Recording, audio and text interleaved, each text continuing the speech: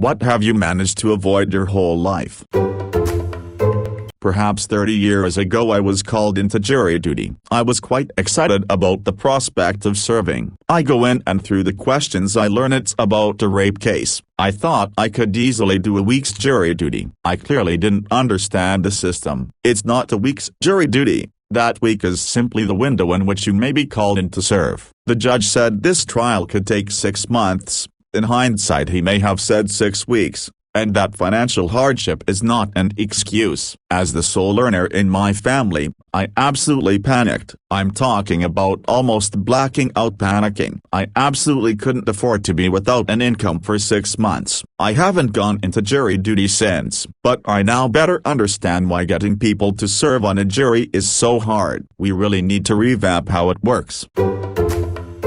I took 3 shots at a party when I was 3 weeks from being 21 and then decided to ride in the car with a completely sober girl because she wanted to go to the gas station. She rolled through a stop sign and the next thing I knew the guy was breathalyzing both of us. I spent that night in a drunk tank, concrete bench and floors with bright lights. No sleep at all. I had to leave for a wedding the next day by 10 a.m., but my car and phone were still 5 miles away at the house where the party was. They let me out at 8:15 a.m. and I immediately started my 5-mile run to get my car and phone so I could make it to my parents in time to leave in hopes they would never find out. I made it 500 feet and then my dad pulled up on the side of the road, threw open the car door, and said get in. I'm not typically a rule breaker, but not mad at all that happened. Crossed it off my bucket list.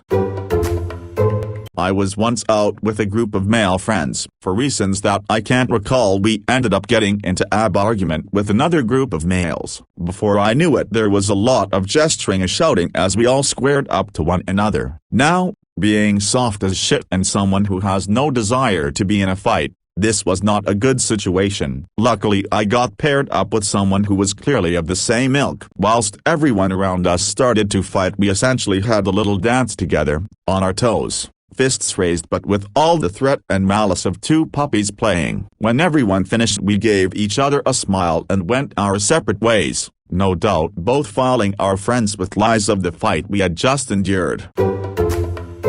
Crazy thing for me is that I trained in boxing and Muay Thai from 12 to 23.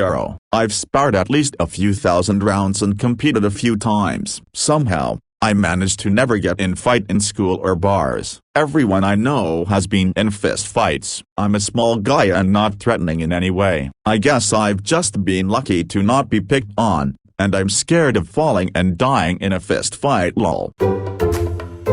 Quicksand is a funny thing. I knew that it existed for real, and it was nothing like the way it is portrayed in movies. My dad got stuck in quicksand once, told me about it, and it never really clicked with me until I ended up stuck in it myself. Quicksand is relatively rare. Most places in the world will not support quicksand, but a few specific environments are susceptible to developing quicksand. It looks like dirt with a little bit of water sitting on top of it. My first encounter with it, I walked across what looked like a very tiny puddle on solid ground and wound up completely stuck to my hip in cement like mud. It was liquid for an instant, and then just cemented in around my one leg. I got out by jamming my hiking pole down alongside my leg, and stirring the dirt. Eventually, water re-entered the area, and I could pull my leg out. For a moment there was a big puddle of mud with a huge hole where my leg had been. Then it just disappeared and became solid again. Next time I ran into it,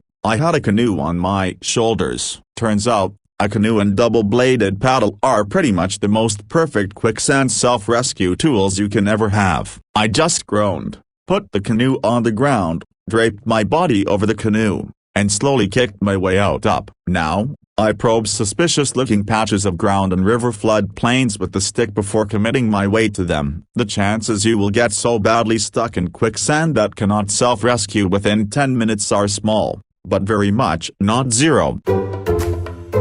Relatedly, I've never been to a wedding, and I'm in my mid-30s. My parents have been married since before I was born, and neither of my siblings are getting married anytime soon. My brother has never had a successful relationship last more than a few months. While my sister has been engaged for a decade with no effort put into planning a wedding, and while I've been in a relationship for a very long time, my soul was quite clear that she has no desire to be married ever. So we won't be having a wedding either. My own family aren't close to any cousins on either side of the family anymore, so I can't even say if they're married or not. I had one uncle who got remarried when I was about 13, but I wasn't invited to that wedding, and he has since distanced himself after that marriage failed, while the one aunt I'm still close to is in her 70s and gave up on dating about 20 years ago.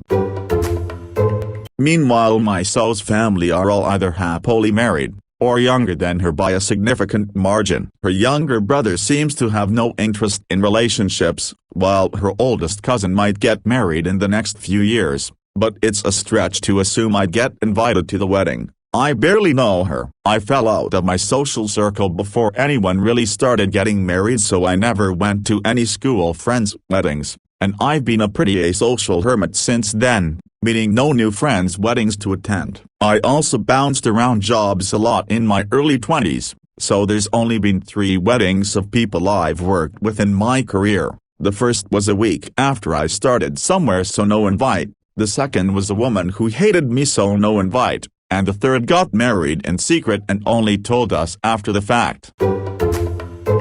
I'm dreading the day. As a self-employed contractor, even a week of jury duty would cost me thousands, and I'd be powerless to do anything about it. Although I do know one guy. He's been summoned a few times, never showed up, never responded, never did anything other than immediately toss the summons in the trash. Also never got in trouble. I might roll the dice when the time comes.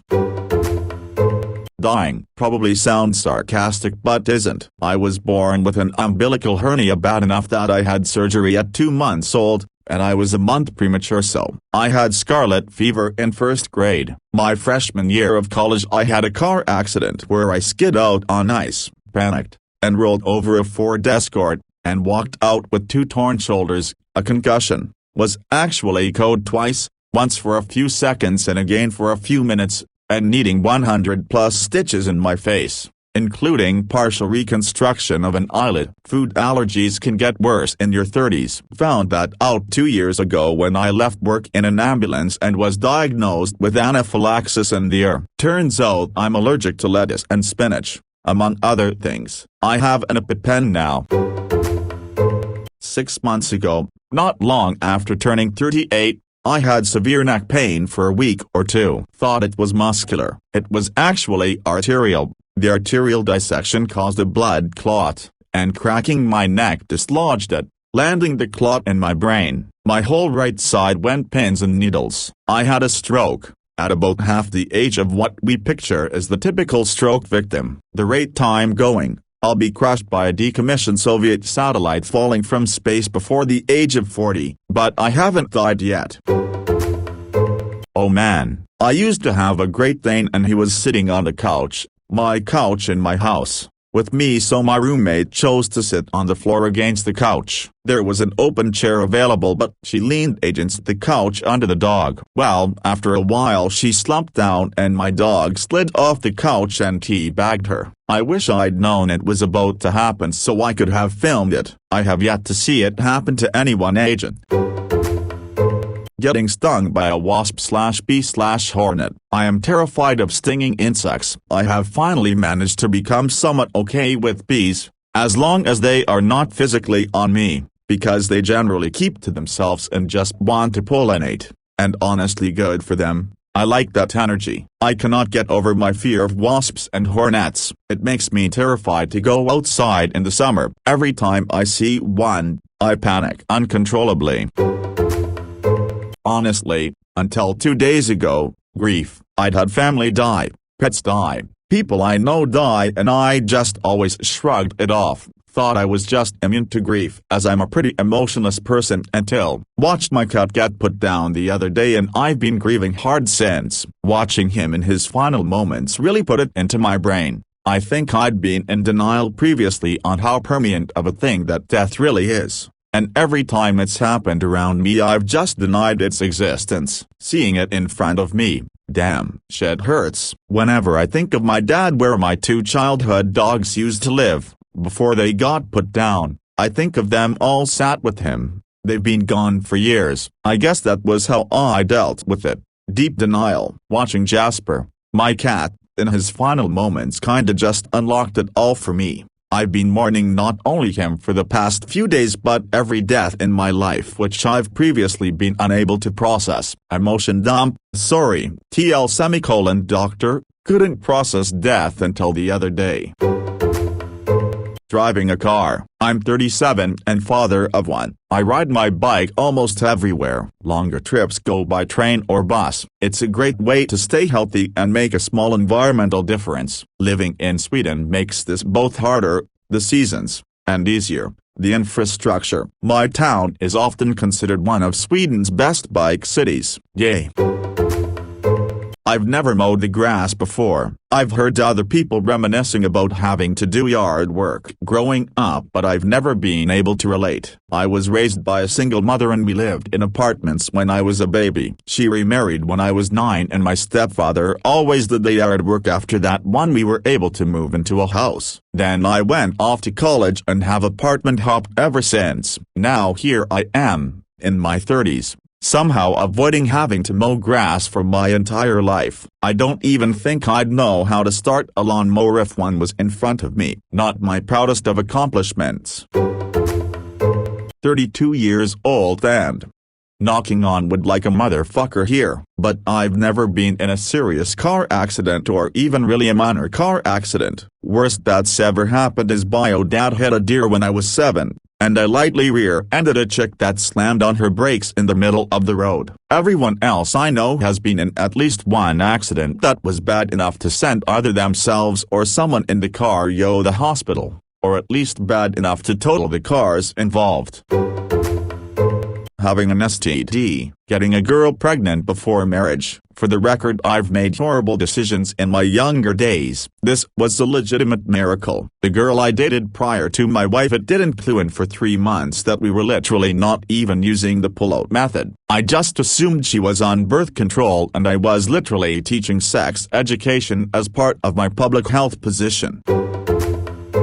Honestly, I managed to avoid happiness. Not by will. It's like chasing a cat, you won't be able to catch it. But, with time I learned that I should rather sit with her favorite food and the cat always runs towards me. That cat food in my life is having a better health, better social relations, avoiding addictions and working for my career. Whenever I ignore it, I always end up chasing the cat again.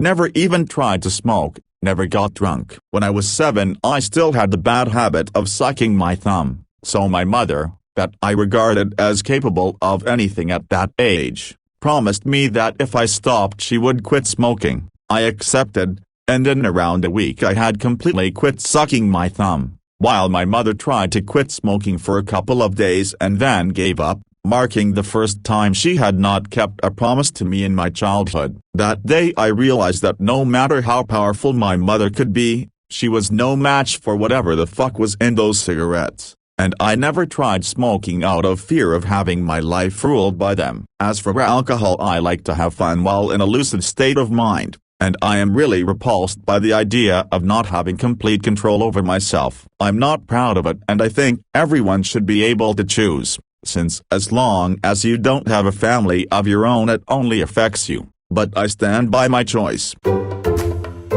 Being baptized. That doesn't sound impressive until you take into consideration that my entire family is hyper-Christian and my grandfather, who helped raise me, was a minister. My mom's side of the family and my dad's side were from different denominations, and they couldn't agree to which church to baptize me in, and both sides were stubborn. And I ended up making it to the age when I started to question religion without getting the dunk. My step-brother is the only person in my family who I know of who isn't some brand of Christian. I'm truly the black sheep on both sides. I have yet to be offered hard drugs, or pressured to use any illegal drugs whatsoever. I have a few friends who go on a once-yearly acid trip and I was invited, but heavily assured there was no pressure, no judgment. Absolute understanding. They just refused to make plans in front of me without the offer of inclusion. So yeah, basically being told my whole school life from pre-K through high school that there would be so many offers of free hard drugs to get me hooked, peer pressure to get me started, and dealers on every street corner everywhere. Never had it happen. Finding out what I'm skilled at. A few times a year, I try to go down a list of skills, common and uncommon, and research them. Nothing sticks out to me. Anything with numbers is a number. I have no artistic skill. I can't sing or dance. Memory issues also prevent me from trying certain things. I'm going to be 41 in October and I still haven't found even one thing I'm passionate about besides reading. Hot dogs. I was a really picky eater when I was a kid and hot dogs just looked and smelled terrible to me. Every birthday I grew up going to seemed to serve hot dogs, but I stubbornly refused. I reached a certain point in my late teens when picky eater phase had mostly subsided, but hot dogs were one thing that still looked so gross to me. At this point it will feel like an accomplishment to live my entire life not eating a hot dog. Marijuana. I was never even opposed to it or anything, but somehow I made it into my 50s without ever trying it. I tried to smoke in college, but my roommate couldn't find any. By the time an opportunity later presented itself in college, it was with skeevy guys I didn't trust, so I passed. And then I never got another opportunity. It's embarrassing at this point. I suppose I could smoke with my niece, but that somehow seems even more pathetic. Having one single friend throughout my entire life that didn't betray me, stab me in the back or whatever. No matter how much I have been there for everybody, not one single person ever reciprocated. It's not like I did that personal self-sacrifice and financial sacrifice just to be paid back, but you would think that after all the effort and energy you put into a relationship that they would appreciate it. Story time. I had 3 hours of dental work done, all while on nitrous, aka sweet air, laughing gas. The last bit was a removal. I adore my dentist. She's very gentle, so she gets the tooth out and my stoned ass said, "Really? Holy cow," and she answered, "Where I'm from, cows are holy." But that's not my religion. "Oh, what religion are you?" "I'm a Sikh," at which point my stoned ass blurted, "Sikhs are cool as shit." She laughed her ass off and said thank you, while I very dazedly, while clamping on gas, tried to explain that I'd only ever heard good things about Sikhs, and it seems like a very loving religion. She was awesome about it. Avoiding the ideal that I should surrender my freedoms/rights/privacy to have the government solve my problems in a cookie-cutter non-personal fashion versus solving my own problems. That my problems are my own, and as long as I am able, I should come to solve them. Government is not my parent or a god that will magically solve things for me. Liberty comes with the pleasure of potential success, but with the burden of potential failure. Yes dude, I had cops in SWAT gear pull weapons on me at the age of like 13 years old lol. Neighbor shot someone in the face with a shotgun and we didn't know about it. We were out playing in the woods. It got real quiet, and then 10 dudes popped up from behind trees with guns and the one in front was yelling, "Don't shoot, they're just kids." They explained us the situation, very aggressively, and told us to go home because the guy was last seen headed towards said woods we were playing in. Shit fucked me up for a while. Contracting CMV, cytomegalovirus. I'm a fairly regular blood and platelet donor since the age of 17. I'm 42 currently, and a few years ago I got a letter in the mail regarding my CMV status due to the Red Cross beginning a program called Heroes for Babies. I'm not a fan of the name of that program. Having a needle stuck in my arm for 15 minutes hardly warrants being called a hero, but I understand that they are using flattery to attract people to donation. Not having contracted this virus means that I may donate to babies, and the sickest is the sick. Only about 15 to 20% of adults are CMV, and most never even showed symptoms when it was contracted. However, it can be fatal to newborn babes or immune-compromised people. Holding infants. The youngest kid I ever held was just shy of a year, and she's the only one. We were going to take my car and her mom sort of unceremoniously said, "Here, hold this for a second," and handed her over so she, Mom, could strap in the car seat. The kid and I just kind of stared at each other. For the record, her mom and I were friends and I'd known the kid her entire life, so I wasn't a stranger or anything. I don't do babies up close. I only recently graduated to being comfortable in the same room with them, and that's when the parents are also present. I'm 35.